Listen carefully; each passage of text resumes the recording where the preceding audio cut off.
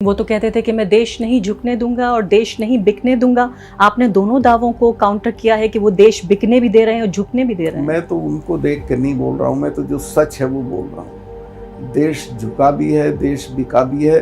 और अगर लोग नहीं खड़े हुए और उन 24 में सरकार को नहीं बदला तो देश पूरा बिक जाएगा। ये हिंदू मुस्लिम करके फायदा ले लेते हैं, कभी कभी वो हर बार नहीं ले पाएंगे। कभी वो हिंदू जो है वो किसान भी होगा, नौजवान भी होगा, बेरोजगार होगा, महंगाई से त्रस्त होगा। अगर वो चीजें हावी हो जाएंगी तो हिंदुत्व का एजेंडा अलग हो जाएगा। आपने अभी एक ही मिनट पहले एक स्टेटमेंट दिया, आप ये कह रहे हैं कि वो दंगे कराते हैं, झगड़े कराते हैं। कौन है वो लोग, वो क्या मतलब? यही लोग जो हिंदुत्व की पॉलिटिक्स करते हैं। भाजपा और आरएसएस। हिंदुत्व हमारी आस्था की चीज हो सकती है लेकिन राजनीति की चीज नहीं हो सकती। लेकिन 100 साल में आरएसएस के पास पहला ऐसा नेता आया है जिसने उनको उनकी सरकार दी है। आरएसएस का ऐसा सोचना नहीं है जैसा आप कह रही हैं। आरएसएस बहुत खुश नहीं है इनसे। अच्छा, क्यों? राम मंदिर बन रहा है, आर्टिकल 370 हट गया है। देखिए, राम मंदिर तो कोर्ट ने बना दिया। लोग कहते हैं मोदी जी बनवा रहे हैं। नहीं, अब तो लोग तो कह रहे हैं कि ये सृष्टि मोदी जी से पहले थी नहीं, वो आए तो ये सृष्टि की रचना हुई है। इनसे ज्यादा तो पॉपुलर योगी है।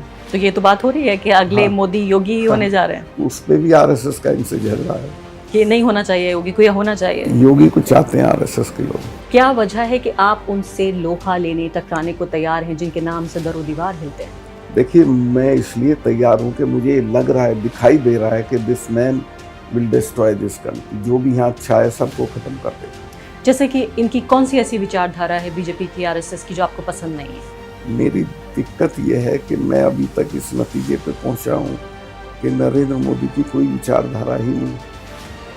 उनकी विचारधारा मैं इसके अलावा कुछ नहीं। और बहुसंख्यकवाद कुछ नहीं है उनको, उससे भी मतलब मुस्लिम विरोध कुछ नहीं है उनका। जब जरूरत पड़ेगी उसको उठा लेंगे, जब जरूरत पड़ेगी छोड़ देंगे। कयामत यकीनन करीब आ गई है, खुमार अब तो मस्जिद में जाने लगे हैं। आपने देखा नहीं ऑफ लेट सिखों के हर प्रोग्राम में फटका बांध के चले जाते हैं। लेकिन टोपी कभी नहीं पहनेंगे नरेंद्र मोदी। ये कई बार उनको ऑफर भी की गई, उन्होंने कहा हमने नहीं पहनना। मैं बता रहा हूँ, ये टोपी दो पहनेंगे एक की जगह। फर्क ये नहीं है, यहाँ तो 80 करोड़ 100 करोड़ हिंदू हैं, अपना धर्म उन्हें मानने का संविधान उनको अधिकार देता है। फर्क ये है कि अगर उस धर्म को एक हथियार के तौर पे इस्तेमाल किया जाए राजनीति के लिए, उस धर्म को इस्तेमाल किया जाए धर्म की राजनीति करने के लिए, ये सक्सेसफुली इन्होंने किया है, दंगे वगैरह करा। मैंने तो वेस्टर्न यूपी में देखा, वहाँ हमारे यहाँ कहावत थी कि जाट का हिंदू क्या और मेव का मुसलमान क्या, और दंगा होते ही जाट हिंदू हो गया। मुजफ्फरनगर के दंगे मेरी आंखों के सामने, कैसे आरएसएस ने कोऑर्डिनेट किए, कैसे साधन दिए उनको दंगा कराने वालों को। ये मुझे भी अभी अंडर एस्टिमेट कर रहे हैं, पर इनको 6 महीने में पता चलेगा कि इसको छेड़ा। नमस्कार, द वायर में आपका स्वागत है। मैं हूँ आरफा खानम शेरवानी। यूँ तो पत्रकारों का ये रोज़ का काम है इंटरव्यू लेना, और नेताओं का भी रोज़ का काम है इंटरव्यू देना। लेकिन कुछ इंटरव्यू इस तरह के हुआ करते हैं जो देश की राजनीति में और समाज में भूचाल ले आते हैं। ये वो इंटरव्यू है जो सत्यपाल मलिक जी ने दिया अब से ठीक 2 हफ्ते पहले द वायर के करण थापर को। ये इंटरव्यू नहीं बल्कि एक तरह से सोने की खान था उन लोगों के लिए जो राजनीति की दुनिया पर नज़र रखते हैं। एक के बाद एक लगातार इतने मुद्दे उठाए गए उसमें कि 2 हफ्ते से लगातार सिर्फ इस मुद्दे पर चर्चा हो रही है कि सत्यपाल मलिक जी ने क्या कहा और तब क्या कहा, इंटरव्यू के उस हिस्से में क्या कहा।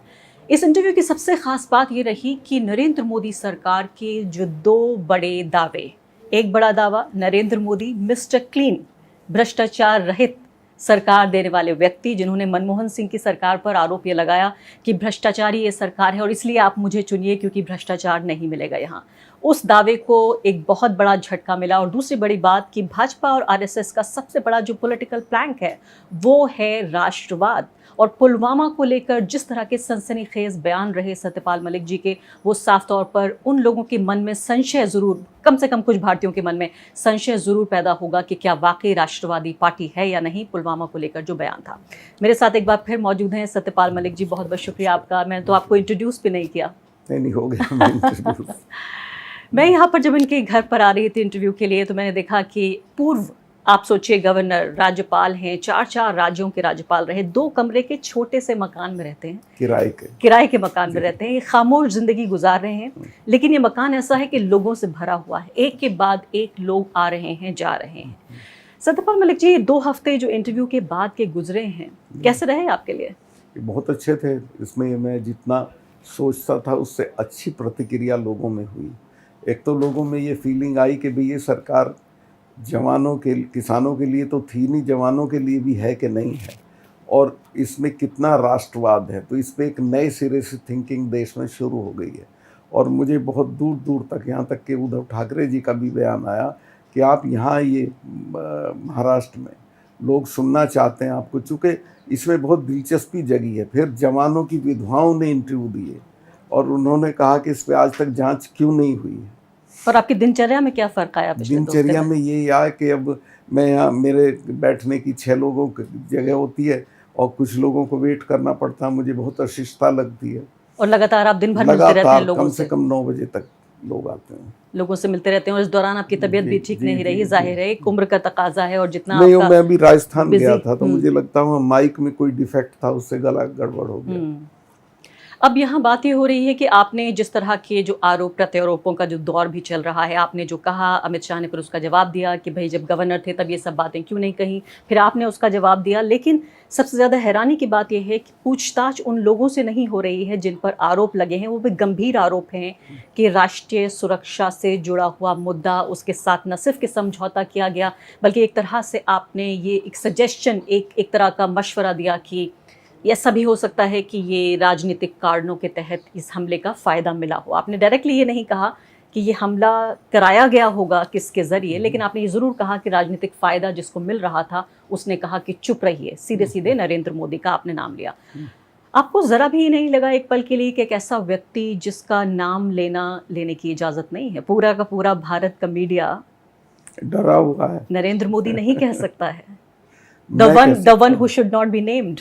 मैं कह सकता हूँ और मैं कन्विक्शन के साथ कह सकता हूँ कि उनकी जैसी इस पर प्रतिक्रिया होनी चाहिए थी नहीं हुई, और उन्होंने मुझे चुप करा दिया। जबकि मुझे चुप कराने के बजाय उनको इस मामले की जांच करानी चाहिए थी और रिस्पॉन्सिबिलिटी फिक्स करनी चाहिए थी कि किसकी वजह से ये हुआ।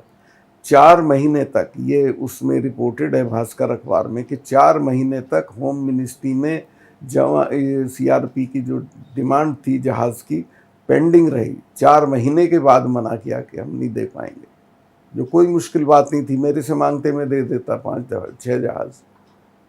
1 हफ्ते 2 दिन में प्रोक्योर होते हैं। दिल्ली में जहाज़ों की इतनी प्राइवेट कंपनियां, फ़ौरन जहाज़ मिल जाते हैं। लेकिन वो तो कहते थे कि मैं देश नहीं झुकने दूंगा और देश नहीं बिकने दूंगा। आपने दोनों दावों को काउंटर किया है कि वो देश बिकने भी दे रहे हैं और झुकने भी दे रहे हैं। मैं तो उनको देख कर नहीं बोल रहा हूँ, मैं तो जो सच है वो बोल रहा हूँ। देश झुका भी है, देश बिका भी है, और अगर लोग नहीं खड़े हुए और उन 24 में इस सरकार को नहीं बदला तो देश पूरा बिक जाएगा। मैं अभी गुवाहाटी एयरपोर्ट पे आया, मुझे गुवाहाटी से आना पड़ता था। एक लड़की खड़ी थी गुलदस्ता लिए। मैं कहा बेटे आप कौन? कि मैं अडानी की तरफ से आई हूँ। मगर अडानी का यहाँ क्या मतलब? कहने लगे जी एयरपोर्ट ये हमको दे दिया है। 11 एयरपोर्ट दिए उसको। तो देश बिक भी रहा है और झुक भी रहा है। झुक भी रहा है, झुक रहा है। आज तक प्रधानमंत्री चीन के मामले में नहीं बोले हैं कि लद्दाख में क्या पोजीशन है। लेकिन आप एक तरफ ये सारी बातें कहते हैं, दूसरी तरफ हिंदुत्व की राजनीति ले आते हैं। सारी भ्रष्टाचार की चीज़ें, सारी जो राष्ट्रीय सिक्योरिटी की बातें, वो सब एक किनारे हो जाती हैं। वो हिंदू हृदय सम्राट हैं और ये काफ़ी है। होंगे, लेकिन ये सारा देश जैसा वो 1-2 बार देखिए, मैं खुद हिंदू हूँ, लेकिन हिंदू सिर्फ दंगे के 4 दिन में हिंदू रहता है, बाकी वो एक नॉर्मल ह्यूमन बीइंग होता है। ये हिंदू मुस्लिम करके फ़ायदा ले लेते हैं कभी कभी, वो हर बार नहीं ले पाएंगे। कभी वो हिंदू जो है वो किसान भी होगा, नौजवान भी होगा, बेरोज़गार होगा, महंगाई से त्रस्त होगा। अगर वो चीज़ें हावी हो जाएंगी तो हिंदुत्व का एजेंडा अलग हो जाएगा। लेकिन अभी तो सोच रहा है कि सर्वोपरि जो उसकी पहचान है वो एक हिंदू की पहचान है, और जिसके एक नुमाइंदे के तौर पर नरेंद्र मोदी बन गए हैं। ऐसा नहीं है। अब आप देखें, मेरे गांव में एक मंदिर है 300 साल पुराना। मैं अभी गया था, उसका जीर्णोद्धार करा रहे हैं हम लोग। मैंने पूछा कितने लोग आते हैं जल चढ़ाने?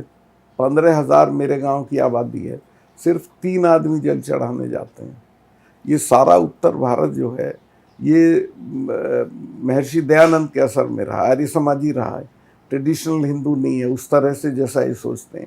वो तो ये दंगे कराते हैं, झगड़े कराते हैं, वायलेंस कराते हैं, तब वो उभार आता है, लेकिन वो रोज नहीं हो, लोग खेल समझ गए, अब नहीं होगा। आप जिम्मेदारी के साथ ये बात कह रहे हैं? जिम्मेवारी के दंगे साथ और कह झगड़े रहा हूँ आप मैं। कह ये रहे हैं? बात पूछता हूँ मैं, कभी ऐसा उस वक्त तो हिंदू तो नहीं हो जाओगे कि नहीं साहब हिंदू हम अपनी पूजा के दिन होंगे, इसमें नहीं होते हैं। क्योंकि अमित शाह ने तो ये कहा कि अगर कर्नाटक में सरकार बनती है कांग्रेस पार्टी की तो दंगे होंगे। अब वो अमित शाह जी से मैं बहस में नहीं पढ़ना चाहता, मैं उनका बहुत सम्मान करता हूँ। और उन्होंने तो ये भी कह दिया कि मैं तब क्यों नहीं बोला जब मैं गवर्नर था, तो उन्हें ध्यान ही नहीं है। मैं तो उसी दिन बोला था जब मैं गवर्नर था, जिस दिन पुलवामा हुआ उसी दिन मैं बोला। और मैं ये नहीं कि सिर्फ प्रधानमंत्री को बताया, मैं 2 न्यूज़ चैनल पे बोल चुका था। आपने अभी 1 ही मिनट पहले एक स्टेटमेंट दिया, आप ये कह रहे हैं कि वो दंगे कराते हैं, झगड़े कराते हैं। कौन है वो लोग, वो क्या मतलब? यही लोग जो हिंदुत्व की पॉलिटिक्स करते हैं। भाजपा और आरएसएस? हिंदुत्व हमारी आस्था की चीज हो सकती है, लेकिन राजनीति की चीज नहीं हो सकती। क्या आप भाजपा आरएसएस के लिए कह रहे हैं ये बात? मैं नाम नहीं लेना चाहता, लोग सब समझते हैं, आप भी समझती हैं, मैं भी समझता हूँ। अब मैं इस इंटरव्यू को मैं एक तरह से उस ज़लज़ले के तौर पर लेती हूँ जिस तरह से हम देखें कि हमने डिमोनेटाइजेशन देखा, नोटबंदी की गई, उसके बाद हमने देखा कि किस तरीके से पूरा कोविड का मिसमैनेजमेंट हुआ। अब ये तीसरा बड़ा झटका है, जबकि राष्ट्रीय सुरक्षा को लेकर नरेंद्र मोदी सरकार पे भरोसा नहीं किया जा सकता, चूँकि वो समझौता कर सकती है राष्ट्रीय सुरक्षा से और साथ साथ उसका राजनीतिक फ़ायदा भी उठा सकती है। ये इंटरव्यू से साफ ही आपके अल्फाज हैं, मैं ये कह रही हूँ।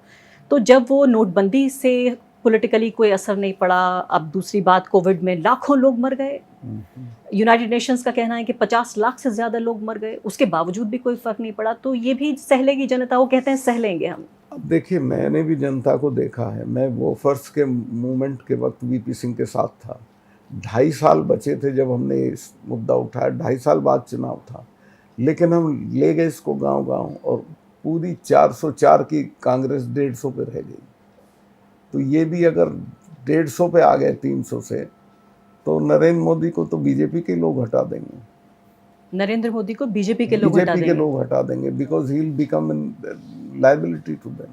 लेकिन 100 साल में आरएसएस के पास पहला ऐसा नेता आया है जिसने उनको उनकी सरकार दी है। आरएसएस का ऐसा सोचना नहीं है जैसा आप कह रही हैं। आरएसएस बहुत खुश नहीं है इनसे। अच्छा, क्यों?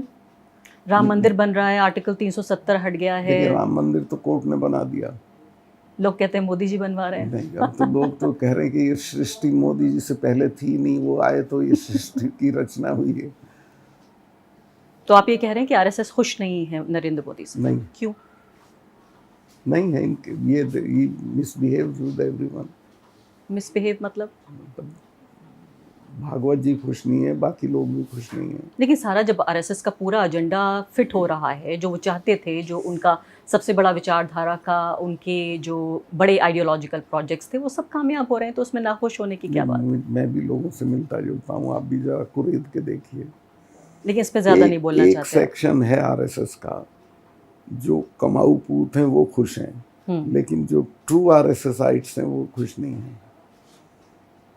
और आपको लगता है कि ये आपने जो पर्दाफाश किया है, इसके बाद से जनता में इतना असर होगा कि वो एक वजन, एक लायबिलिटी बन जाएंगे बीजेपी के लिए, और बीजेपी लोगों खुद में हटा जा रहा हूँ। देगी? मैं तो हर महीने में कम से कम 6, 7, 8 पब्लिक मीटिंग करता हूँ और वहाँ मैं फील करता हूँ कि ये नाराज हैं बहुत लोग। किस तरह की नाराज़गी? क्या कह रहे हैं वो? नाराज़गी बेसिकली तो सबसे नंबर 1 नाराज़गी महंगाई है। ये इश्यूज़ को डाइवर्ट करते हैं, लेकिन लोग अब डाइवर्ट नहीं होने, महंगाई की बात करते हैं, बेरोज़गारी की बात करते हैं, लॉ एंड ऑर्डर की बात करते हैं। इनसे ज़्यादा तो पॉपुलर योगी है। तो ये तो बात हो रही है कि अगले मोदी योगी ही होने जा रहे हैं। उस पे भी आरएसएस का इनसे झगड़ा है कि नहीं होना चाहिए योगी को, या होना चाहिए। योगी को चाहते हैं आरएसएस के लोग। अब मुझे ये बताइए सत्यपाल मलिक जी, जो अगला सवाल जो बन रहा है, लगातार पिछले 2 हफ्ते से पूछा जा रहा है, वो ये कि भाई सत्यपाल मलिक जो कि 4 राज्यों में गवर्नर रहे, बड़े वफादार सिपाही रहे भाजपा के, आरएसएस के, और अब अचानक वो ये सब बातें कह रहे हैं क्योंकि उन्हें नई पोस्टिंग नहीं मिली है। अगर आपको कोई भी नया ओहदा मिल गया होता तो वाकई ये सब बातें कह रहे होते हैं? नहीं, आप मुझे बताओ, मैं तो ओहदा मिलने से बहुत पहले से बोल रहा हूँ। क्यों मिलना चाहिए था मुझे ओहदा? मैं तो अपना वोट ऑफ डिसेंट शुरू दिन से, पुलवामा के बाद से बोलना शुरू हो गया था। फिर किसानों पे बोला, कई चीज़ों पे बोला, अंबानी अडानी पे बोला। लेकिन पद पे बने रहे आप। हाँ बना रहा। वो जब छोड़ने की नौबत आई तो मैं, एक मेरे दोस्त हैं मिनिस्टर, उनके यहाँ गया। मैंने कहा साहब मैं किसानों वाले पे इस्तीफा देने जा रहा हूँ कि बेवकूफ़ी मत करना, ये मांगे तो देना, अदरवाइज मत देना। तो पहले आपने ये क्यों नहीं सोचा? अभी काफ़ी दिनों से आप अपने पोजीशन पे, ओहदे पे नहीं हैं। करण थापर भी यहीं थे, आप भी यहीं थे, द वायर भी यहीं था। पहले ये इंटरव्यू क्यों नहीं हुआ? अब मांगा ही नहीं। अब करण भाई मुझे जिस दिन कहते मैं चला जाता हूँ उनके यहाँ। वो शायद इस इंतज़ार में होंगे कि कंट्रोवर्शियल बने तभी इंटरव्यू लो। लेकिन आपने जो उस इंटरव्यू में जो सारी बातें कही, वो आपने सोच समझ कर कहीं? आपको आप कोई देखो मैंने पछतावा कितने है? कितने सहज भाव से कही, हुँ। सोच समझ के कही, और मुझे कोई पछतावा नहीं है। लेकिन पूछताछ तो उन लोगों से नहीं हो रही है जिन पर आपने आरोप लगाया, पूछताछ उन लोगों से हो रही है जो आरोप लगा रहा है। सीबीआई कितने घंटे रही आपके पास? सीबीआई काफ़ी देर रही, पर वो देवर क्वाइट कर्टियस डिसेंट लोग हैं। मेरे घर आए, मुझे नहीं बुलाया।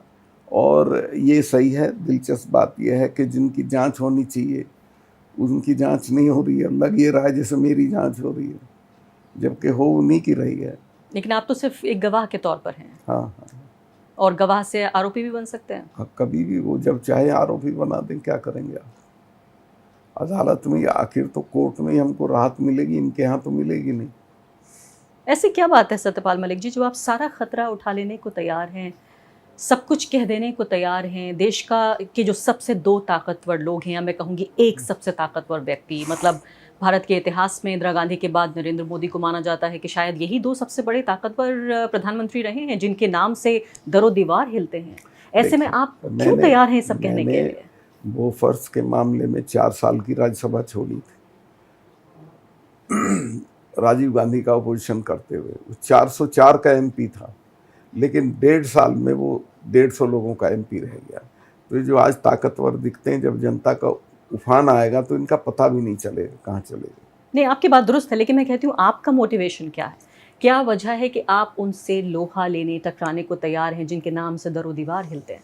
देखिए, मैं इसलिए तैयार हूँ कि मुझे लग रहा है, दिखाई दे रहा है कि this man will destroy this country. जो भी यहाँ अच्छा है सबको ख़त्म कर देगा। इसको आप एक्सप्लेन कीजिए please. He is not against corruption. महंगाई बहुत बढ़ रही है, ही इज़ नॉट बॉदर्ड। फिर बेरोज़गारी, नौजवान लोग चप्पल पटकाते घूम रहे हैं, उनकी कोई सुनवाई नहीं है। और जो देश की बुनियादी समस्याएं हैं उन पे बात भी नहीं करता है। इनके मन की बात में कभी जो देश की ये समस्याएं, इनका जिक्र नहीं होता है।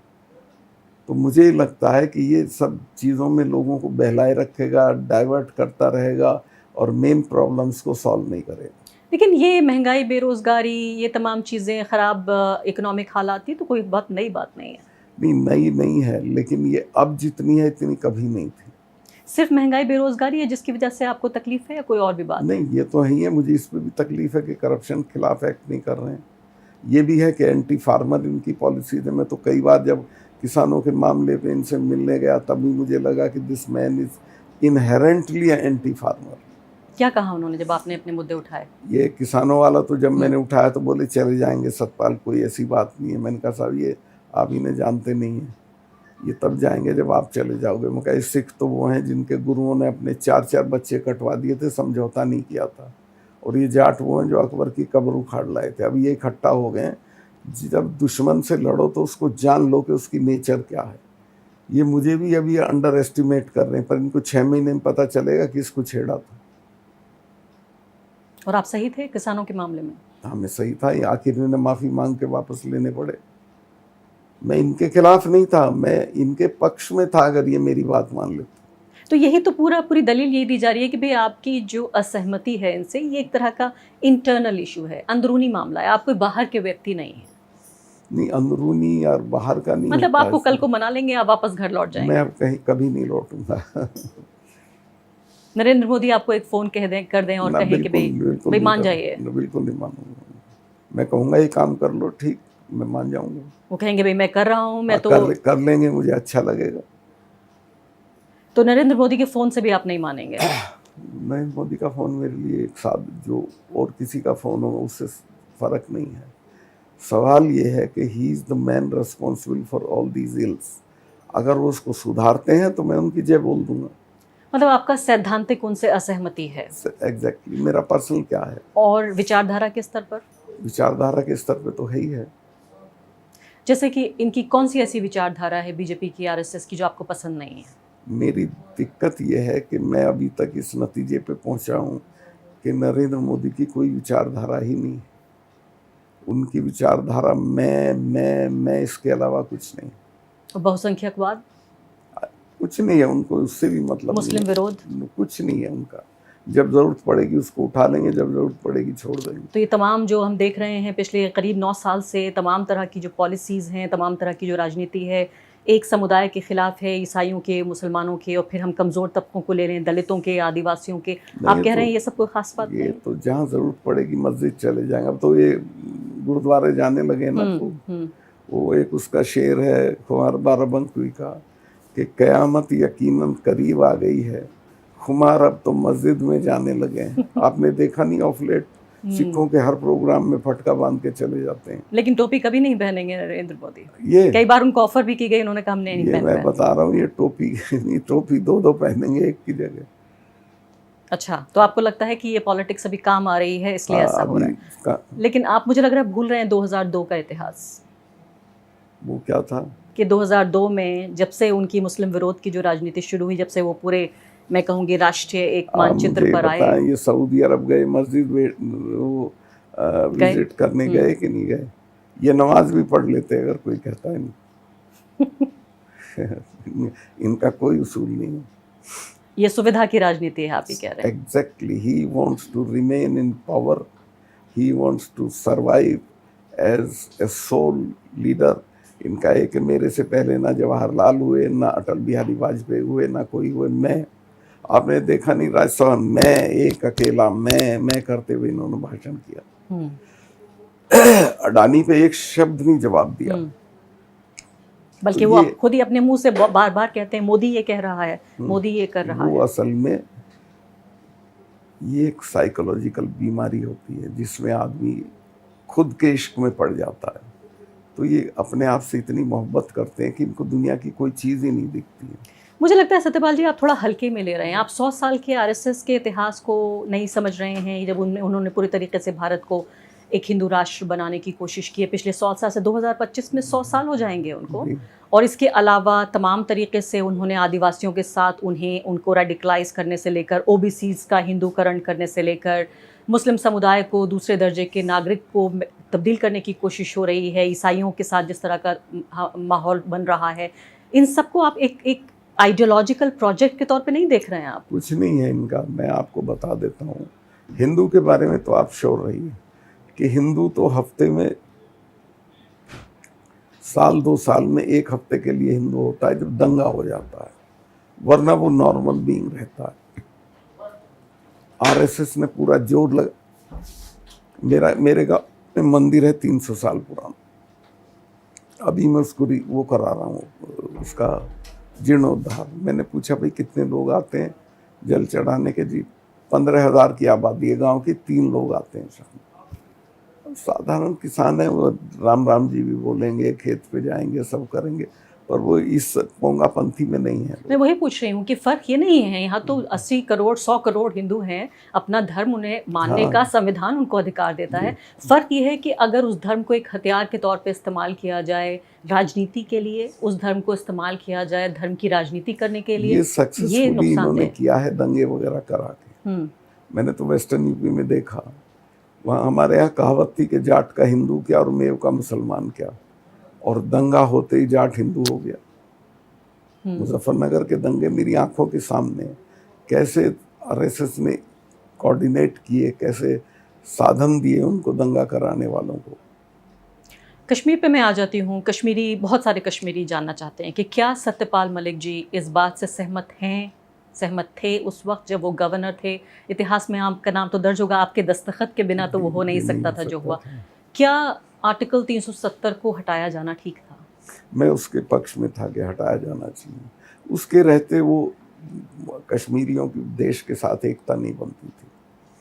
लेकिन जिस तरह से हटाया गया, नहीं जिस तरह से क्या हटाया तो ठीक ही था। देखिए सारे चुनाव में मोदी जी बोले कि हम ये हटाएंगे, तो मैंडेट हो गया उनको, फिर पार्लियामेंट में दोनों हाउसेज में पास हो गया, तो और तरीका क्या होता? तरीका ये कि वहाँ पर सेना भेजकर तमाम जगह कर्फ्यू लगा के, फ़ोन इंटरनेट बंद करके, लोगों के तमाम अधिकार सस्पेंड करके, और फिर जो है आर्टिकल 370 हटाया गया। अभी मणिपुर में चीफ मिनिस्टर को कहीं जाना था, हम्म, वहाँ दंगा हो गया। अब वहाँ इंटरनेट सस्पेंडेड है 3 दिन से। इंटरनेट सस्पेंड इसलिए करना पड़ता है, मैंने भी पूछा क्योंकि मैं वहीं था, क्यों? कहने लगे साहब इसका मिसयूज करता है पाकिस्तान, इसलिए सस्पेंड करते हैं। नहीं तो भारतीय जो नागरिकों के अधिकार हैं, और 24 घंटे या 48 घंटे इंटरनेट सस्पेंशन एक बात है, लेकिन हफ्तों तक इंटरनेट सस्पेंशन, उसकी आप क्या कह रहे हैं? आप ये हिमायत कर रहे हैं, आप वकालत कर रहे हैं कि ये ठीक था? मैं बिल्कुल कर रहा हूँ। लॉ एंड ऑर्डर के लिए अगर वो ज़रूरी है कि दंगा, जैसे दंगे में 144 लगाते हैं या पब्लिक मीटिंग नहीं होने देते, वो तो ज़रूरी होती, होने देंगे तो दंगा हो जाएगा। तो इसलिए आप तमाम नागरिकों के महीनों तक उनके अधिकार सस्पेंड कर दें और पूरे राज्य को एक तरह से सेना के हवाले कर दें कि ठीक है, कहीं आप सेना करिए। के हवाले नहीं था। मैं तो जिस दिन ये हटाया गया है उसके अगले दिन मैंने 3 हॉस्पिटल विजिट किए, कई हज़ार आदमी हॉस्पिटल्स के बाहर खड़ा था, and they were waving at me. तो आपको असहमति इस बात से नहीं है? आपको लग रहा है आर्टिकल 370 हटाया जाना हटना ही ठीक था? चाहिए था। जिस तरह से हटाया गया वो भी ठीक था? वो भी ठीक था। तो फिर असहमति किस बात की है? असहमति है कश्मीर की स्टेटहुड नहीं खत्म करनी चाहिए थी, अच्छा, और वो जल्दी से जल्दी वापस देनी चाहिए। इन्होंने हाउस में अमित शाह साहब ने प्रॉमिस किया था, उसको एकदम वापस कर दें तो कश्मीरी लोगों का दुख आधा रह जाएगा। और जो असंवैधानिक तरीके से किया गया, इस बात की तो इजाज़त संविधान में नहीं देता। जिस तरीके से आर्टिकल 370 हटा लिया गया, पहले असेंबली को डिसॉल्व कर दिया गया और संविधान का ही एक हिस्सा इस्तेमाल करके संविधान की ही एक तरह से हत्या की गई। क्या इस बात का कोई समर्थन हो सकता है? इसमें देखिए, असेंबली तो डिसॉल्व होनी थी, अपने कारणों से हो गई। जिस वक्त डिसॉल्व की गई थी वो इस निगाह से नहीं की गई थी कि हमको ये करना है, चूँकि मैं था ना डिसॉल्व करने वाला हूँ, तो मुझे पता है कैसे हुई थी। I am writing a book on it and that will enlighten you कैसे हुई थी। ठीक है। और उसके बाद पार्लियामेंट अल्टीमेट बॉडी है, दोनों हाउसेज में पास हुआ। राज्यसभा में तो माइनॉरिटी थी, फिर भी वहाँ पास करा लिया, तो इसमें क्या गड़बड़? नहीं, लेकिन जो आर्टिकल 370 है, कश्मीर के साथ जो रिश्ता है भारत का, पूरा एक्सेशन की अगर हिस्ट्री हम देखें, ये कश्मीर कैसे बना भारत का हिस्सा, उसको तो नहीं भूल सकते। एक्सेशन की शर्त नहीं थी, 370 तो बाद में इंसर्ट किया गया, और वो भी कोई परमानेंट चीज नहीं। वो तो ठीक है आपकी बात, लेकिन 370 ही तो वो रिश्ता है जो भारत और कश्मीर को जोड़ता है। 370 ही वो रिश्ता है जो भारत और कश्मीर को एक नहीं होने दे रहा। ये आपकी राय का इत्तेफाक हो सकता है, लेकिन अगर कानूनी तरीके से देखें, वो तो आप जाइए कहेंगे हिंदुस्तान से आए हो। और अब आपको लगता है हिंदुस्तानी बन गया कश्मीर? अगर आप, मेरी अभी भी राय है कि अगर ये जल्दी से जल्दी स्टेटहुड दे के इलेक्शन करा देंगे तो ये दुख कम हो जाएगा। अभी मैं जनवरी और फरवरी के महीने में कश्मीर में ही थी, और मैं चाहती हूँ कि आप फायर पर वो रिपोर्ट्स भी देखें, जहाँ आज का कश्मीरी 2019 से पहले के कश्मीरी से बिल्कुल अलग है। वो खौफ के साये में जी रहा है। जितना वो पहले भारत को अपना हिस्सा मानता था, उससे भी कम अपने को भारत का हिस्सा मान रहा है। खौफ किस चीज़ का? ये मैं आपको, क्योंकि अगर वो बोलते हैं कि हम परेशान हैं, तो शाम को पुलिस वाले उठा के ले जाते हैं। इस तरह का गदर नहीं है, मैं नहीं मानता। मुझे भी बताया गया था, मैंने वो सख्त हिदायत दे दी थी कि जो कोई अनलॉफुल 1 घंटे के लिए भी किसी आदमी को डिटेन करेगा, उस दरोगा को मैं सस्पेंड कर दूंगा, कहीं कुछ नहीं होगा। लेकिन आपके जाने के बाद ऐसा हो रहा है? नहीं, अब हो रहा होगा। आपके जाने के बाद ऐसा हो रहा है। चलिए, मैं आगे बढ़ती हूँ और ये जानने की कोशिश करती हूँ, सब लोग ये जानना चाहते हैं कि आपका मुझे बताएं, अगर ऐसा हो रहा है तो ये जो गुप्तकार वाले बैठ के मीटिंग करते हैं, ये प्रोटेस्ट क्यों नहीं कर रहे हैं? क्योंकि वो भी जेल में जाएंगे फिर। नहीं, जेल में जाना कौन बुरी बात है? शेख अब्दुल्ला तो 10 साल जेल में रहे थे, ये भी रहेंगे। सबके पास इतनी हिम्मत नहीं होती। अब अगला कदम आपका क्या होगा? क्या मेरा अगला कदम, मैं कोई राजनीतिक कदम पूछ रही हूँ? राजनीतिक कदम मेरा ये होगा, मैं कोई पॉलिटिकल पार्टी नहीं ज्वाइन करूंगा, कोई इलेक्शन नहीं लड़ूंगा, लेकिन मैं इश्यूज पे कैंपेन करूंगा। नहीं, क्यों? मैं सोच रही हूँ कि ऐसा तो नहीं है कि नरेंद्र मोदी के खिलाफ 2024 में जो एक चेहरा चाहिए, एक ऐसा विश्वसनीय चेहरा, आप तो खासकर एक तरह के इनसाइडर भी हैं, कि नरेंद्र मोदी बनाम सत्यपाल मलिक 2024? नहीं, मैं अपना इतना बड़ा दर्जा नहीं समझता हूँ। मैं एक साधारण पॉलिटिकल वर्कर हूँ, हालांकि मैं इनसे बहुत सीनियर हूँ राजनीति में। जो मेरा रोल होगा, लोगों में घूम के मैं उसे फील करूंगा, वैसा ही काम करूंगा।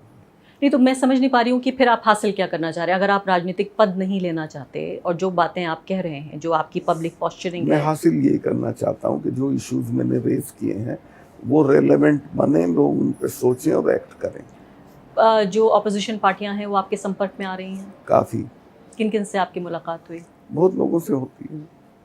नाम लेना चाहेंगे? वो जरूरी और ठीक नहीं है। वैसे परसों ही मेरी उद्धव जी से बात हुई, उनके वो आए थे जो उनके वो हैं स्पोक्समैन, सामना जो चलाते हैं, they are decent people. Uddhav ji ने कहा कि महाराष्ट्र में आइए, लोग आपको सुनना जानना चाहते हैं, मैं जाऊंगा उनके यहाँ। ऐसे ही सब स्टेट में नीतीश मेरे बहुत पुराने जमाने के दोस्त हैं। तो ये तमाम लोग आपके संपर्क में आ रहे हैं। हाँ। आपको लगता है कि नीतीश कुमार जो अपोजिशन यूनिटी करने की कोशिश कर रहे हैं, एकजुट करने की अपोजिशन को, वो कामयाब होगी? क्या करना चाहिए अपोजिशन को, करना क्या चाहिए? करना ये चाहिए कि इनकी उस तरह तो यूनिटी होगी नहीं कि खुद को डिसॉल्व करके एक पार्टी बना लें, क्योंकि लीडरशिप का मुद्दा खड़ा होगा, पीएमशिप का होगा। इनको सिर्फ वो करना चाहिए जो वीपी सिंह ने किया था, एक उम्मीदवार के मुकाबले एक उम्मीदवार। अच्छा, जहाँ बीजेपी का एक उम्मीदवार खड़ा हो, वहाँ ये सहमति से एक उम्मीदवार खड़ा कर दें, बीजेपी 100% हार जाएगी। यानी पूरे ऑपोजिशन का एक यूनाइटेड कैंडिडेट होना चाहिए। कैंडिडेट हो सब जगह, 1 वर्सेस 1। ये कहाँ संभव है? ये संभव है, ये हुआ था, वीपी सिंह ने करके दिखाया था। 404 की कांग्रेस को 125 की कर दी थी। अभी आप 2024 में किस तरह की तस्वीर उभरते हुए देख रहे हैं और अपना रोल क्या देखते हैं आप? 2024 में मैं ये देखता हूँ कि there is nobody like Narendra Modi, और कोई नया आदमी प्राइम मिनिस्टर हो गया देश का। होगा? हाँ। ये भविष्यवाणी है आपकी 100%। या उम्मीद है? उम्मीद भी है, भविष्यवाणी भी है, और मैं I am striving for this, काम कर रहा हूँ इसके लिए। अच्छा, तो यानी अब आपका 1 साल का जो स्केड्यूल है, जो शेड्यूल है, वो क्या रहेगा? भाई यही है, मैं घूम रहा हूँ लोगों में, उनको जागृत करते, बात करते। 1 महीने में कम से कम 10 पब्लिक मीटिंग्स कर रहा हूँ। और कहाँ कहाँ करेंगे आप ये public? Rajasthan, Haryana, western UP, Punjab, Madhya Pradesh, Maharashtra. मतलब आपका जो प्रभाव का क्षेत्र है, आप वहाँ रहेंगे या उन इलाकों में भी जाएंगे जहाँ जहाँ आप गवर्नर रहे? नहीं, उनमें तो नहीं जाऊँगा।